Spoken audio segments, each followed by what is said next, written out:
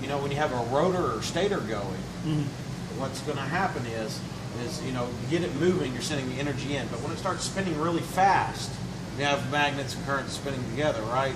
It's going to create electricity itself, and then that voltage starts coming back.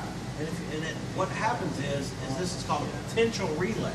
So when that happens, when it comes back, it clicks this relay and drops your starting capacitor out of circuit. Okay, and that's a whole chapter of the book, and it takes a lot to teach that whole chapter of the book.